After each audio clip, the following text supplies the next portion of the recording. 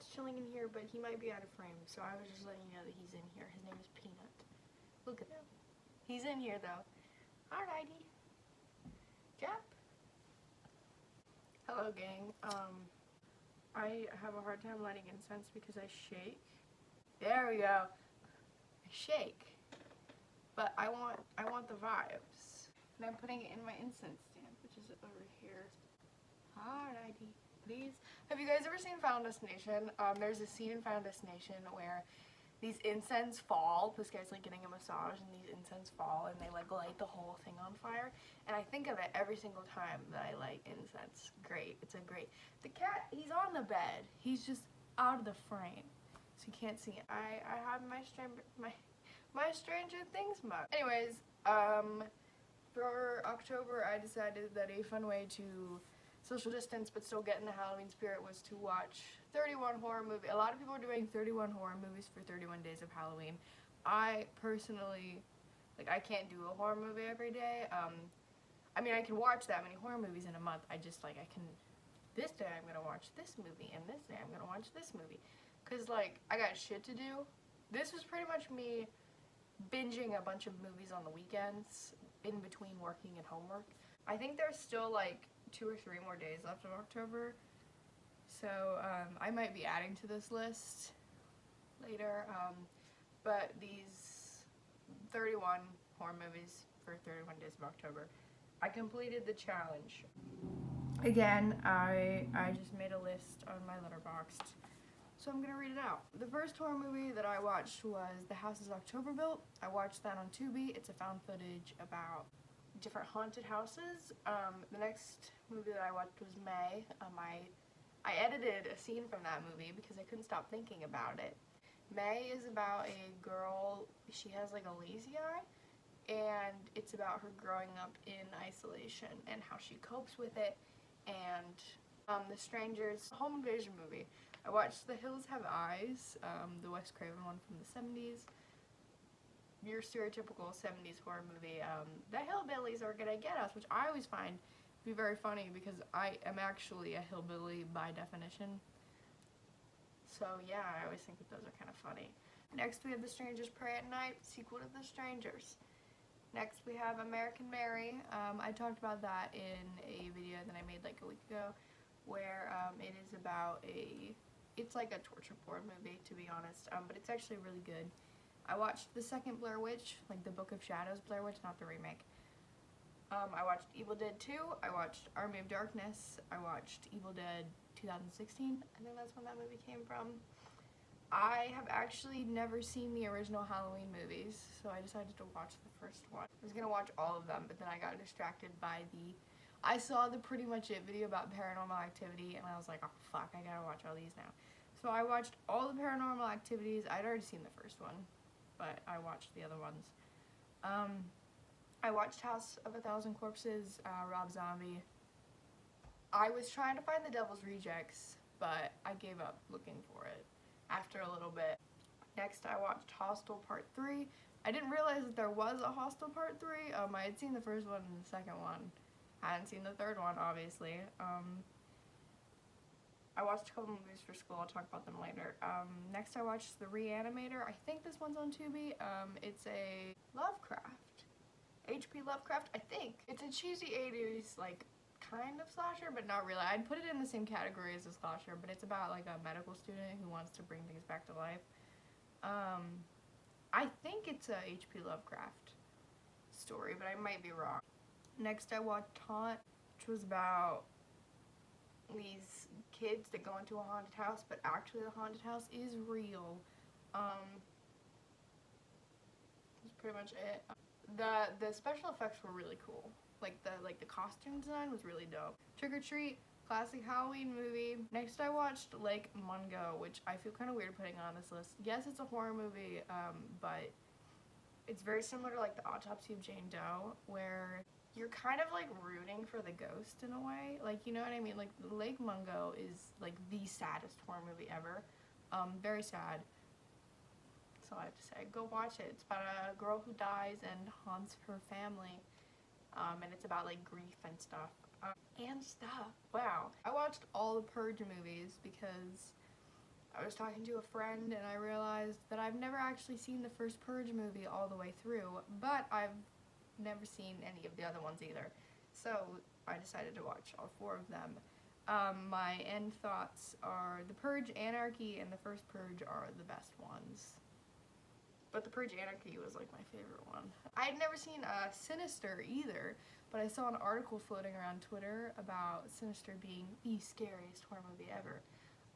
Which, I'll give my thoughts about that in a second. So I watched Sinister 1 and Sinister 2. Sinister 1 was significantly better than Sinister 2, obviously. But I will say, Sinister 1, the tapes were the scariest part, obviously. And I think if they would have kept with that energy that they had going with the tapes, the whole movie would have been amazing. It was a good movie, but after a while, it kind of went into that, like, we're just gonna make really loud noises and you're gonna jump because they're loud type of thing, which isn't my favorite personally. I was never into those movies, so like I've only seen like the first Conjuring. I think I've only seen the first Insidious. I'm so sorry, Lee Winnell, but it's true. I love Lee Winnell, by the way. He wrote the OG Saw. I love that man. But I think I'm gonna go through and I'm gonna watch the Conjuring and the Insidious movies, because I watched the first ones of those franchises in like middle school, so I don't really remember them, but I'm not really afraid of ghosts, just a personal thing. I don't really believe in them. So I was never really like afraid of them. When I was in middle school, I was obsessed with like psychological horror. Yeah, it was a lot of hush, it was a lot of creep, stuff like that. Next we have The Autopsy of Jane Doe, which is a ghost movie that I genuinely liked. Not technically a ghost movie, it's more of a witch movie. But Autopsy of Jane Doe is legit. I put it off for so long because I thought it was just like ooh, ghost movie. But Autopsy of Jane Doe is really good. It's on Netflix. I really enjoyed it. There's a lot of gore, obviously. It's an autopsy. Just a little warning there. There were some scenes where I was like, ugh. But yeah, and Logan from Succession is in it. It's really weird watching him not. I mean, like, he's a bit of an asshole, but he's not an asshole like he is in Succession. Next I watched Oculus, which was, I wasn't really expecting anything, and then I saw Karen Gillian, and I was like, oh shit, this is probably gonna be good. And then it was really good, but it also did kind of trigger my dissociation a little bit. But I don't mean that in like a quirky way, I mean that in a genuine way. I just did peace signs because I felt awkward. But Oculus is really good. About this haunted mirror. These kids, the haunted mirror affected them in their childhoods. Brother gets shipped off to a mental hospital, sister just grows up normal. Brother gets out of the mental hospital, sister makes him, they track down the mirror and they want to like destroy it. And that's how, it's a good movie, it's on Hulu, it's a good movie, watch it. And for my last and final movie, which is probably very disappointing, I learned that through pretty much it, I learned that the Blair Witch actually makes an appearance in the remake of the Blair Witch. So I was like, fuck, I guess I gotta watch this. And I watched it. I watched Blair Witch 2016. I didn't like it that much. I liked the first, I know a lot of people don't like the original Blair Witch, but I think it was really groundbreaking for its time. Plus, I do think that the end is genuinely creepy. I will not lie. I think that that's creepy. Like, my friends are just like, the Blair Witch, why would you? That's stupid. I hate that movie. But I do think it has a good build-up. I like that movie. So I wasn't a big fan of Blair Witch 2016. That's all I have to say. There's other movies in this list because basically, I had to watch the movie Frozen River, which was about this American lady and this indigenous lady taking immigrants across the border, and I had to write a paper on it for my diversity class. And then I also watched In Cold Blood, which I was obsessed with that book in middle school, not in middle school, I was obsessed with that book freshman year of high school because I had to read it I wrote a paper on it, which was ironic because I was writing a paper on the movie my sophomore year of college. Very exciting, right? Nothing exciting happens in quarantine. So when things line up, I get kind of like, I'm like, oh, look at that. true crime movie about murder. It's really good. I really liked it. And I watched Dog Day Afternoon, another true crime movie. Maybe my film professor just really likes true crime movies. Which Dog Day Afternoon, I knew that there was a movie based on the true story of a guy robbing a bank to pay for his girlfriend's transition, but I didn't realize that it was Al Pacino and like it was this movie. So I think halfway through it clicked, and I was like, oh shit, I read about this movie. Anyways, that's all I have to say.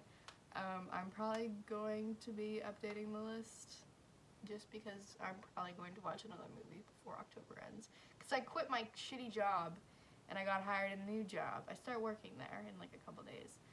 But I quit my shitty job and I'm very happy. And I'm working at a job that isn't going to be mean to me, hopefully. So that's good. My incense stick is still burning. It's not very good incense. I got it from like, I think I bought it at like Walmart or Five Below. But yeah, I hope you have a good day and goodbye.